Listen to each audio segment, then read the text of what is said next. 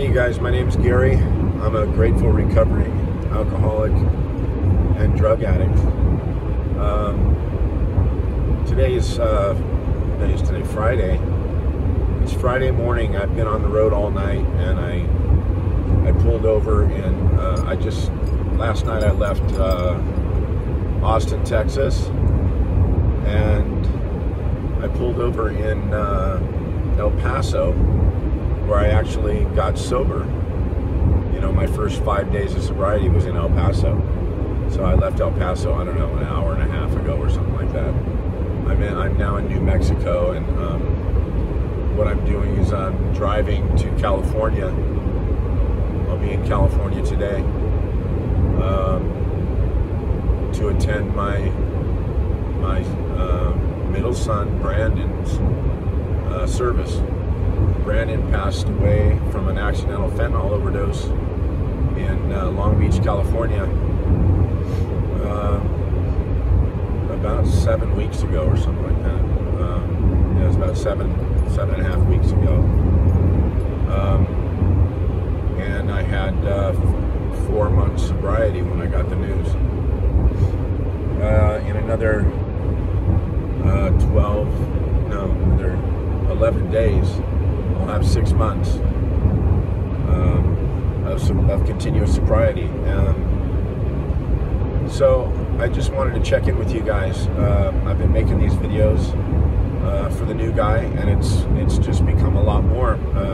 You know, my intent to make these videos was to help the new guy and let him know that sobriety is available to him. And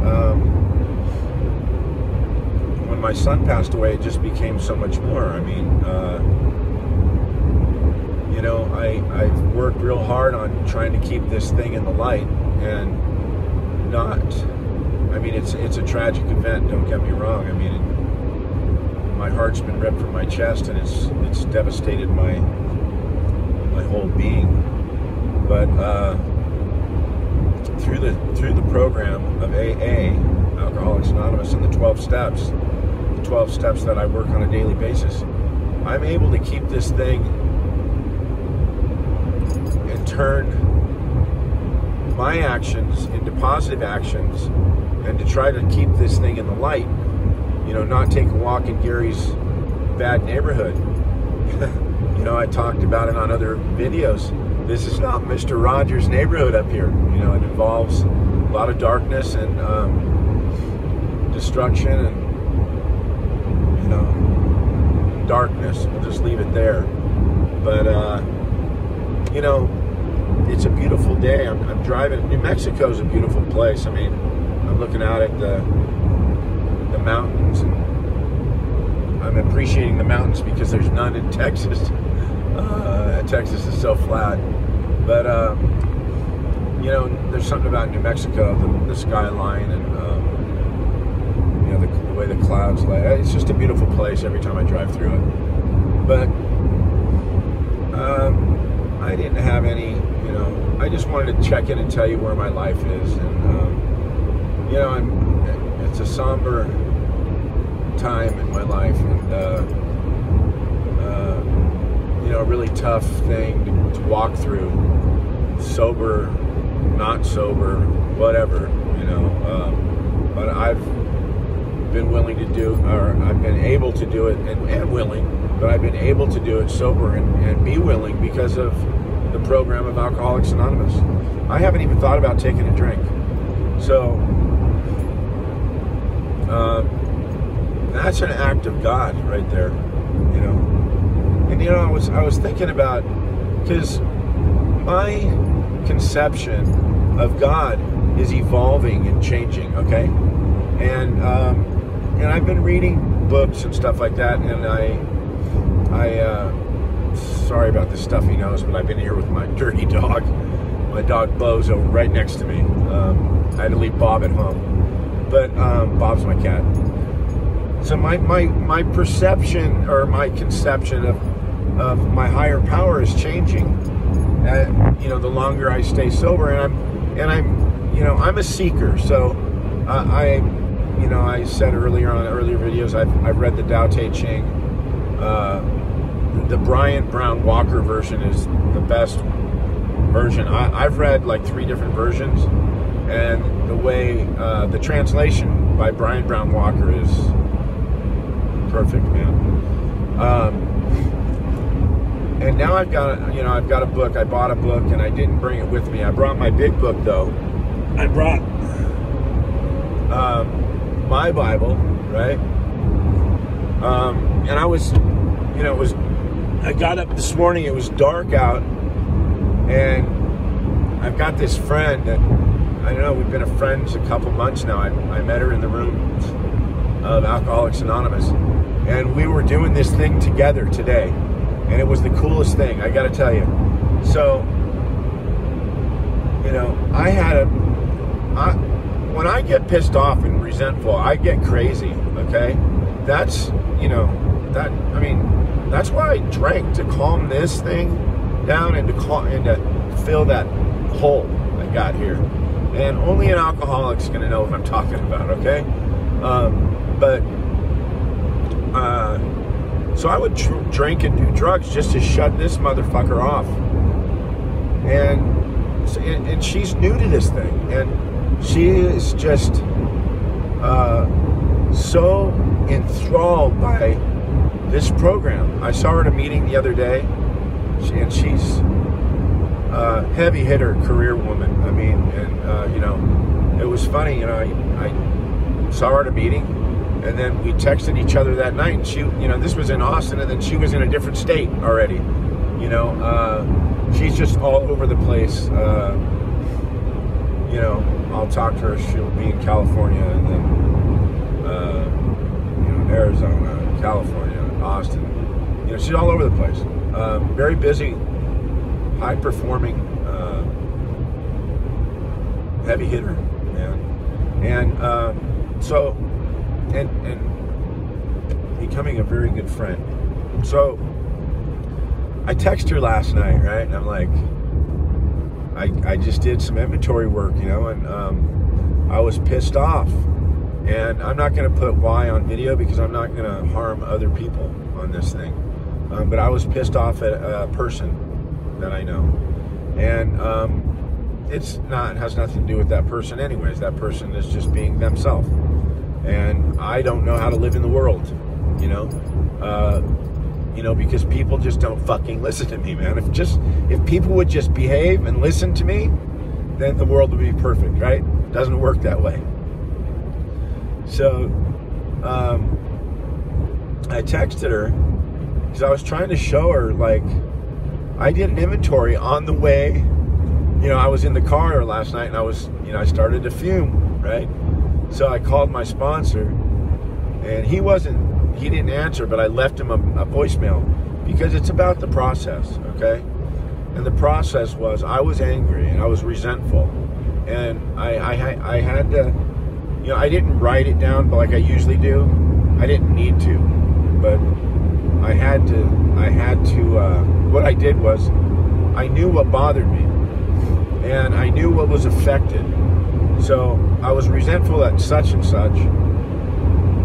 The cause, you know, the cause was they did something that affected me, or it didn't affect me. Now, to be honest with you, I'll tell you why. So I thought it affected me. So I have to write down, what does it affect? Well, it affects my self-esteem. It affects what other people think. What are other people going to think about me, right? And what am I afraid of? I'm afraid of what other people are going to think. And I have to remember, you know, I'm now on a different basis. The basis of trusting and relying upon God. It doesn't say in the book, trust and rely upon what people think about you. Because if I follow that shit, then I'm living a life for other people, and what it, you know, how does it look to everybody else, you know? So I texted her. I sent her, you know, a voice text. I'm just learning how to do that. So I voice texted her so I could just get it all out there, so I'm not typing, and so Siri's not fucking mistyping, every other fucking word. And so I sent her a voice text and said, here's what I did, and here, I let her know what was bothering me. I let her know what, the inside of me, what's going on. And this was late last night, maybe midnight. So I get a call, or I get a text back from her this morning at like 5:30 or 6 in the morning, right?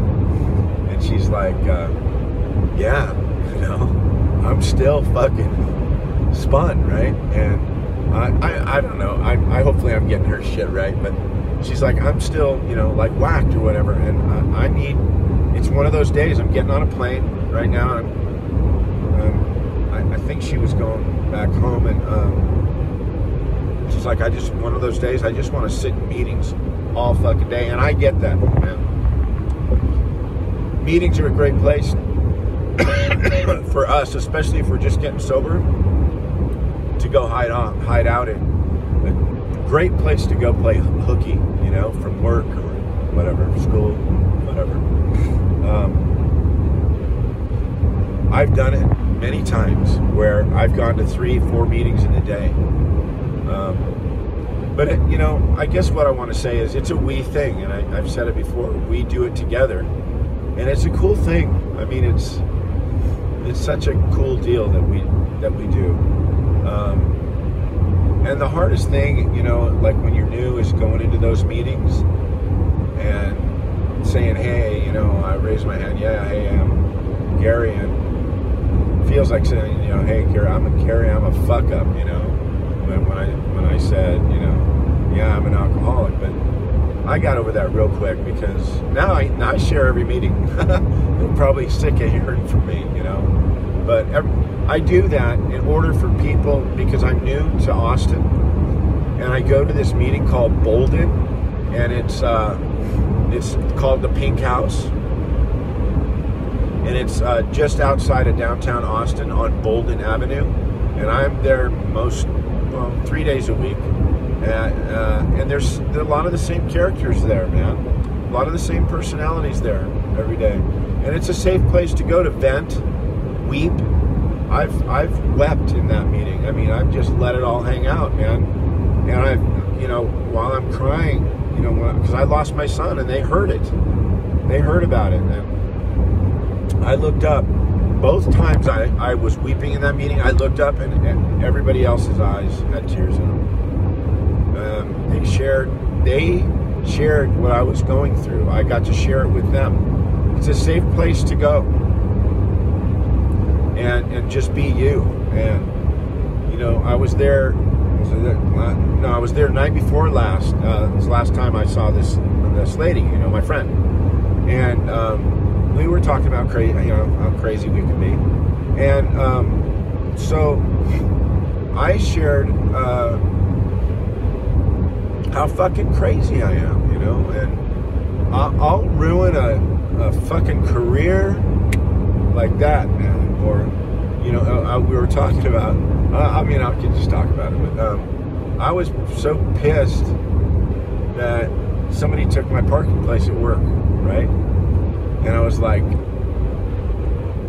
our company rehired a guy that had been working there for many years before me, like 8 years, 10 years before me.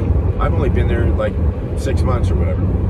So then, he jumped back on board with us.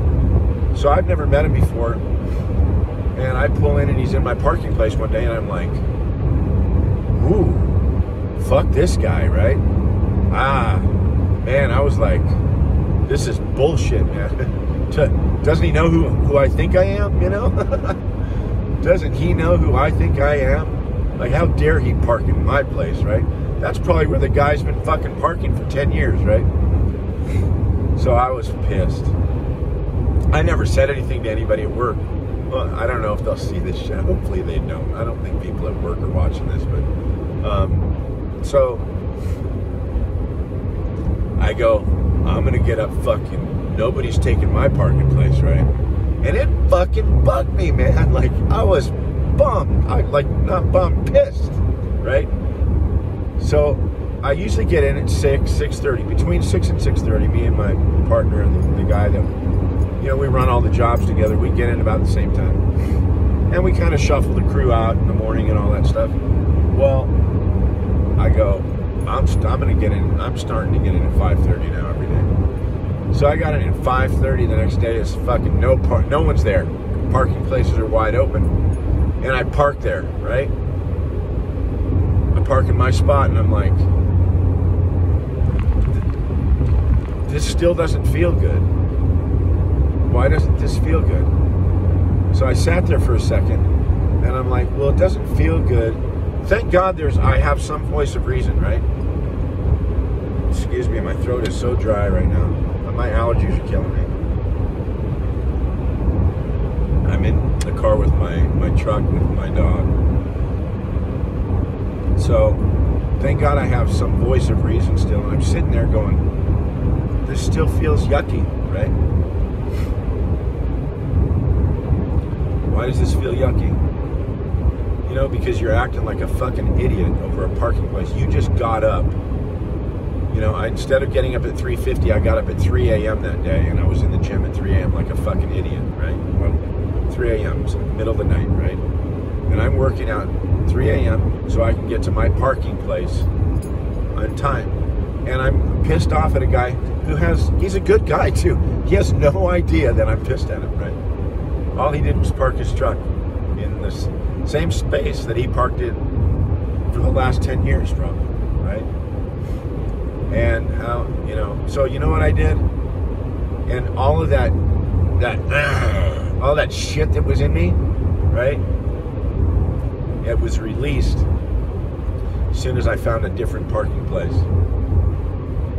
So, I'm going to allow him or my boss, who gets in later, to park there. And it was gone. I took me out of the equation. Because out of that whole equation, I work with a bunch of really good fucking guys, right?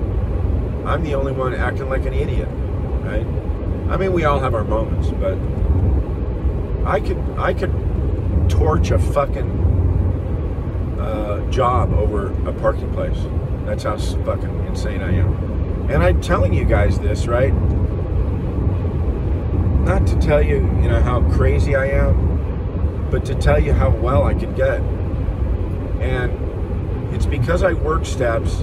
I share about my craziness to other people. I share about what's going on in here. And people laugh at that shit. So I shared about that in a meeting, right? And I gotta tell you, the guy that I'm talking about with the parking place, he's a fucking good guy, man. Like, he's a really good guy. But I didn't like him the first day. Yeah, he was like, hey, good morning. And I'm like, hey, good morning, motherfucker, right? That was what I was thinking, right? But I was cordial. And he's a fucking great guy, man. So anyways, I do this to let you guys know that if you're new to this thing, right, it's fun.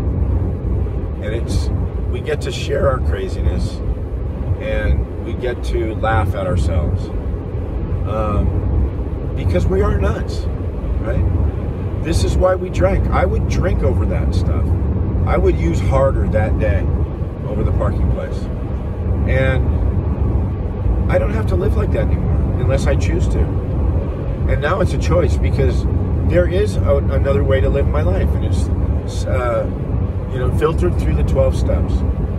So I get uncomfortable really quick now. I don't know if it's because of my age. I was sober for 10 years before. I would sit in that kind of shit for days sometimes. And sober. Before, a bunch of behavior came with that too. Like fist fights, just all kinds of craziness, right? But I can't live that way anymore. I'm 56 years old. Fist fights, I'm going to get my ass kicked. Some 35-year-old's going to just fucking drill me one of these days. So, I want to live a different way, and I don't want to live with that disturbance, I want to live free. And I'm completely shackled in handcuffs if I've got that disturbance. I can't be me. I can't. I'm completely consumed with self at that point, and I can't live happy, joyous, and free. I'm not free. So my dog's over here. He loves to sniff the air vent. But so I shared about that in a meeting, and as soon as I shared that, right, people were cracking up laughing, right? Because they get it. They're alcoholic too. And they drank over that shit too. Right? And yeah, I'll ruin my life over a parking place. It's crazy, man. So I think, you know, I'll never be recovered, okay? I'll always be recovering from this disease that centers in the mind, okay? My disease centers in the mind, and if I put a drink in or a drug, I can't, that's the only thing that I live for, so I can't stop drinking and doing drugs on my own power. 21 minutes, 19 seconds, guys. Remember the 5-day God challenge. I'll check in with you guys in the next few days. So I'm taking this program with me. I'm going to be surrounded by family and friends, and a couple guys in AA. I'm going to spend some time with them down here in Long Beach, where my son lost his life. That's where we're having the service, and that's, you know, that's where I'm from. Oh, you know, Saturday morning I'm going to a meeting called the Marina Pacifica, and it's on right off 2nd Street in Long Beach, California, and that's a meeting of 120 people in the morning, big meeting. But I'm going to be with some friends, old friends, that a guy I talk to every day that I haven't seen in 10 years. He's going to be there, and another guy I haven't seen in 10 years. He owns a bunch of recovery homes in Long Beach. He's dedicated most of his life, a lot of his life, to helping others. And God, I'm just going to see old friends, you know. An old rock star friend of mine, if he's in town, and punk rock star. He's I haven't seen him for a long time, but I see him on Facebook and stuff. But it'll be cool, man. It'll be. I'm looking forward to that, and I'm afraid of this event for my son. I'm afraid of the sadness, but I'm gonna get up there and I'm gonna talk about how my son affected my life, and what a joy 27 years of his life has been. So I get to do that because I do this. I do the 12 steps. So thank you guys for listening. Have a great day, and remember the 5-day God challenge. Okay? Thanks. Oh, subscribe, and go on the ImpactFoundationLA.org. Hit the donate button, please, guys. $1, $5. You know, it's a very good cause. Vicky works around the clock helping people. Please, you guys. Thank you.